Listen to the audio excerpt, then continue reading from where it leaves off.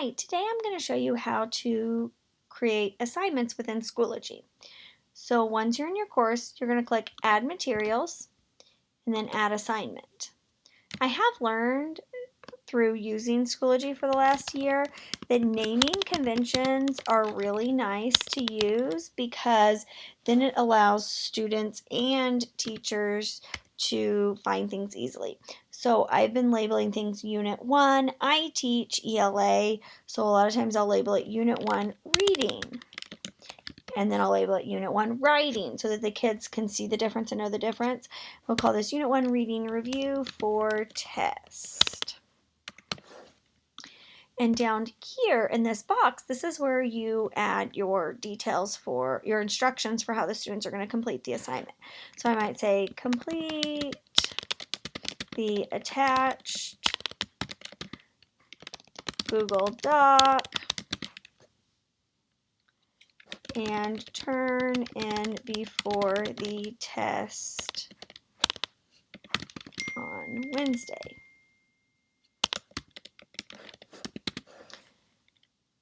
So from there, then I could bold, if I want to bold like Google Doc, let that stand out to them, especially like Wednesday. I want them to realize it's Wednesday. I might bold and underline, like, this is due Wednesday. I can create a numbered list of things. So step 1. Let's take off that bold and underline really quickly. I can go step 2, and so on and so forth. I can also change the color of text. So again, if this is really important and I want it to stand out, maybe I'm going to make it red. I can change highlighting, same way. Highlight Google Doc, change our highlighting to orange, so then the background is orange. For all the math teachers, science teachers, you have the options of superscript and subscript.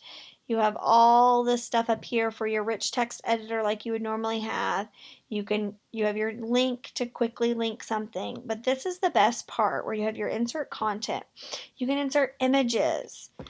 So click images and you can search from the web. If you have the link, you can just paste it in. You can upload, attach a file. You can add videos. You can also do a link this way, symbols, equations, YouTube videos, Vimeo videos, Google Drive resource app. So this is really great if you don't want to have to just link in. You can open your Google Drive resource app and then you can pick an assignment. So I can say I want to import embed because I want the kids to be able to open this assignment and see it right there. And so this yellow box is where it would be. I have a spell check if I need it. I have different formatting. If I want to change it, I can change font size here. And down here at the bottom, these are the buttons I use the most when I'm setting up assignments. So a lot of times I'll just type everything out. I might bold something, underline something if I want kids to really see it. But it's down here where I'm using the tools the most. So file. Just like it sounds, import a file. I can import a link. When I import a link this way, it gives a preview. So if I want to say, like, let's go www.youtube.com, and then I want to title it video, attach.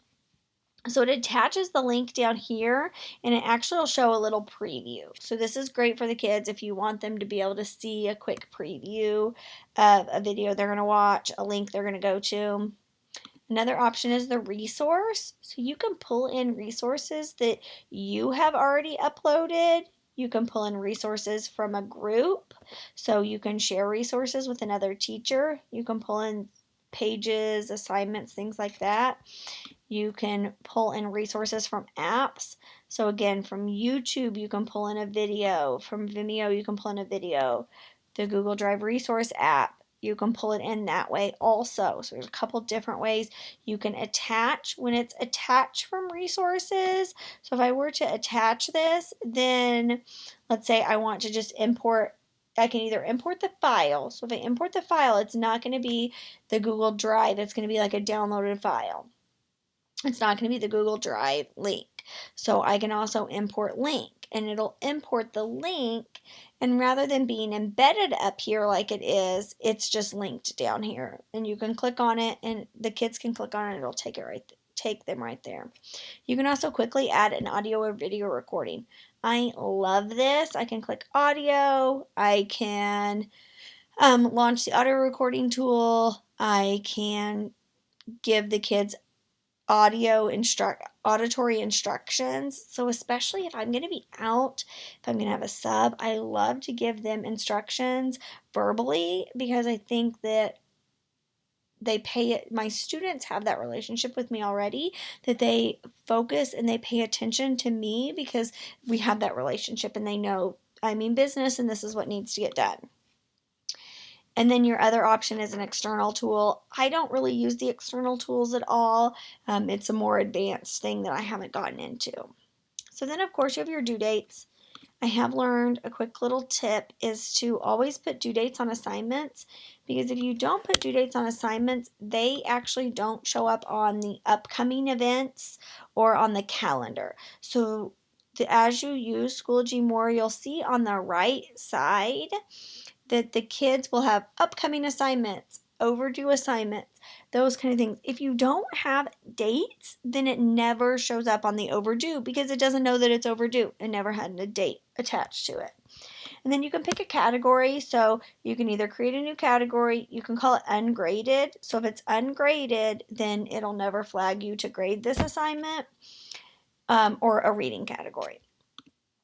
Same thing here. You can choose your scale, your rubric, how you want it to set up, how you want the grading to be set up. I usually leave it numeric, or I will have rubrics that I've already created and I'll attach them. And then your options down here is you have to individually assign. This is so great if you went for differentiation, because you can assign students certain assignments. If they need a little bit of help, a little extra practice on a skill, you can send a quick link out, send a quick assignment out, require them to do it, but just assign it to those certain kids. Or if you have students who really need to be pushed and they are your advanced kids and they need some higher level learning, you can do the same thing through individually assign. You can align learning objectives. I haven't used that much yet this year, but as we're moving more and more towards that standards-based grading, I probably will be looking at that a lot more. And it allows you just to link your standards for the assignment, and then you can pull reports and pull things based on that standard. You can lock an assignment to where kids cannot access it past a certain date. I don't normally lock my assignments, but the option is there. You can enable or disable submissions. So if you disable submissions, students are not allowed to turn things in. They can't turn anything in. So you want to leave your submissions enabled if you want them to turn something in through Schoology. The green dot means it's published to students. Published to students just means the students can see it. If you want to load a bunch of assignments in and then for the next unit, but you don't want them to see them yet, the students to see these assignments yet, you can always unpublish until you're ready and go back in very quickly, publish to students, and they can see it. This is usually the one thing that if students can't see it, it's either not published or students can't submit it. So those are the two things that I ran into as I was using Schoology that I would forget to do. You also can enable grading statistics, so it'll give you a nice little breakdown. You can enable or disable comments. I like to leave comments enabled in case students have any questions. They can ask right there in comments, and most of the time before I even get a chance to answer the question for the assignment, another classmate has answered that question. And then the last thing I want to talk about is the copy to courses. This is great if you have multiple courses, multiple sections within a course, and you want to keep them separate, but then sometimes you want to assign first, second, third, and fourth hour at the same assignment. You can just very quickly check, go through, and select all the things you need, which folder it's going to go into, your due date, your category, all of those things. And you can quickly add it to multiple sections, multiple courses at once.